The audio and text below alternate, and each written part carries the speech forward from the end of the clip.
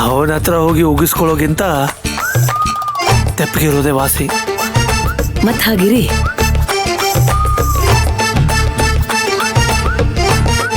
Dad ಏನಂತೆ, ಈಗಾದ್ರೂ ಹೋಗ್ಬೋದಾ? ನಮ್ದು token number 3 ಈಗ 2ನೇದು ನಡೀತಾ ಇದೆ. ಈಗ ಒಂದು ಅರ್ಧ ಗಂಟೆ ವೆಯ್ಟ್ ಮಾಡಿ ಅಂತ ಹೇಳಿದ್ದಾರೆ, ಕರೀತಾರೆ. ಅಲ್ಲ ಲೇಟ್ ಆಗಂಗಿದ್ರೆ ಇನ್ನೊಂದಿನ ಮಾಡ್ಬೋದಲ್ವಾ ಡ್ಯಾಡ್? ಇವಾಗ ಓಡೋಣವಾ? ಇಲ್ಲಿವರೆಗೂ ಬಂದು ಮತ್ತೆ ವಾಪಸ್ ಹೋಗೋದೇನೋ ಆಗೋಗುತ್ತೆ. ಸ್ವಲ್ಪ ವೆಯ್ಟ್ ಮಾಡೋಣ ಇರು. ಆಯ್ತು ಬಿಡಿ, ನಾವೆಲ್ಲರೂ ಒಟ್ಟಿಗೆ ಅಂತೂ ಎಲ್ಲೂ ಹೋಗಿಲ್ಲ. ಈಗ್ಲಾದ್ರೂ ಒಟ್ಟಿಗೆ ಸೇರಿದೀವಲ್ಲ, ಅದೇ ಖುಷಿ.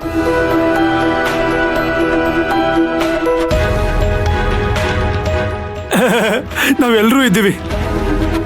ಅತನು ಇದ್ಬಿಟ್ಟಿದ್ರೆ ಫ್ಯಾಮಿಲಿ ಕಂಪ್ಲೀಟ್ ಆಗೋದು. ಓ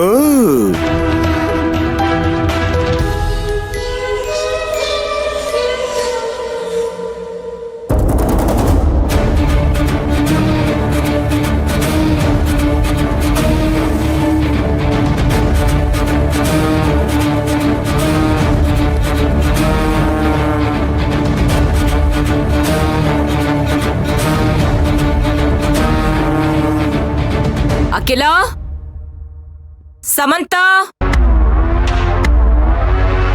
ಗೋವಿಂದ. ಅಮ್ಮವ್ರೆ ಬಂದೆ. ಅಮ್ಮವ್ರೆ ಏನಾದ್ರು ಬೇಕಿತ್ತಾ? ಏನು ಬೇಡ. ಎಲ್ಲಿ ಅಖಿಲ ಸಮಂತ ಕಾಣಿಸ್ತಾ ಇಲ್ಲ?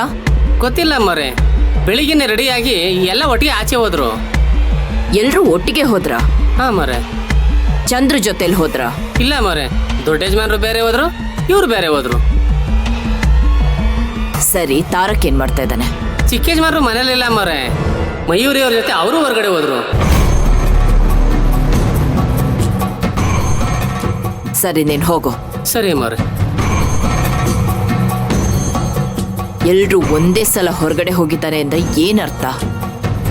ಎಲ್ರೂ ಸೇರಿ ನನಗ್ ಗೊತ್ತಿಲ್ದಿರೋ ಹಾಗೆ ಏನಾದ್ರೂ ನಡೆಸ್ತಾ ಇದ್ದಾರ? ನಾಳೆನು 2 ಇಂಪಾರ್ಟೆಂಟ್ ಮೀಟಿಂಗ್ ಇದೆ. ಒಂದು ನಾನು ಅಟೆಂಡ್ ಮಾಡ್ತೀನಿ, ಇನ್ನೊಂದು ನೀವು ಅಟೆಂಡ್ ಮಾಡಿ. ನಾಳೆ ನನ್ಗೊಂದು ಮುಖ್ಯವಾದ ಕೆಲಸ ಇದೆ. ನಾಳೆ ಒಂದ್ ದಿವಸ ನನ್ಗೆ ಬಿಟ್ಬಿಡು. ನಾಡಿದಿಂದ ನಾನು ಎಲ್ಲ ನೋಡ್ಕೋತೀನಿ. ಆಫೀಸ್ ಕೆಲ್ಸಕ್ಕಿಂತ ಅಷ್ಟೊಂದು ಇಂಪಾರ್ಟೆಂಟ್ ಕೆಲಸ ಏನಿದೆ ಚಂದ್ರು? ಆ ಕೆಲಸ ಮುಗಿದ್ಮೇಲೆ ಎಲ್ಲ ಡೀಟೇಲ್ ಆಗಿ ಹೇಳ್ತೀನಿ. ರಾಜೇಶ್ವರಿ, ಇನ್ನು ಆಫೀಸ್ಗೆ ಹೋಗಿಲ್ವಾ?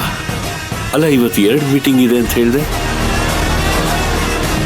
ರಾಜೇಶ್ವರಿ, ಅನಾರೋಗ್ಯ ಅಂತ ಮನೇಲಿದ್ರೆ ಇನ್ನೂ ಜಾಸ್ತಿ ಆಗತ್ತೆ. ಅದಕ್ಕೆ ಆಫೀಸ್ಗೆ ಹೋಗಿ ಮೀಟಿಂಗ್ ಅಟೆಂಡ್ ಮಾಡಿದ್ರೆ ನಿನ್ನ ಆರೋಗ್ಯ ಸ್ವಲ್ಪ ಸುಧಾರಿಸುತ್ತೆ. ನೀನ್ ಮೂಡ್ ಸರಿ ಇಲ್ಲ ಅಂತ ಮನೇಲಿ ಕೂತ್ಕೊಳ್ಳೋದು ನನಗೆ ಯಾಕೋ ಸರಿ ಅನಿಸ್ತಿಲ್ಲ. ಒಂದ್ಸರಿ ಜಾಗ ಬದಲಾದ್ರೆ ಮನಸ್ಸು ಬದಲಾಗತ್ತೆ.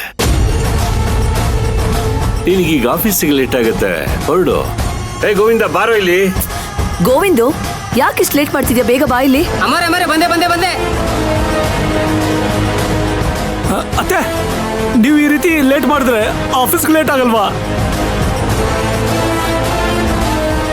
ಅಮ್ಮ, ಇವತ್ತು ನಾನು ನಿಂಗೆ ಟಿಫನ್ ಪ್ಯಾಕ್ ಮಾಡ್ಕೊಬಲ್ಲ?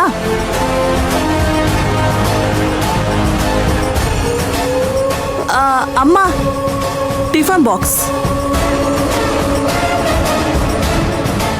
ಅತ್ತೆ, ಕಾರ್ ರೆಡಿ ಇದೆ. ನಾನು ಆಫೀಸಿಗೆ ಹೋಗ್ತೀನಿ ಅನ್ನೋಗಿದ್ದು ಖುಷಿ ಹೋಗಲ್ಲ ಅಂದ ತಕ್ಷಣ ಹೇಗ್ ಬದಲಾಯ್ತು?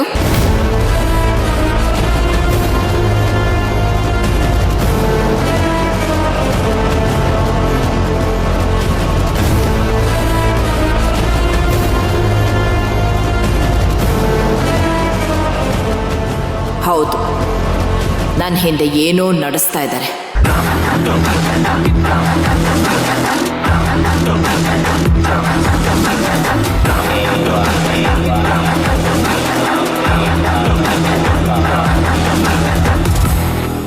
ಅಪ್ಪ ಮಕ್ಕಳೇ ಹೋಗಿದ್ದಾರೆ ಅಂದರೆ ಏನೂ ಅನುಮಾನ ಬರ್ತಾ ಇರಲಿಲ್ಲ.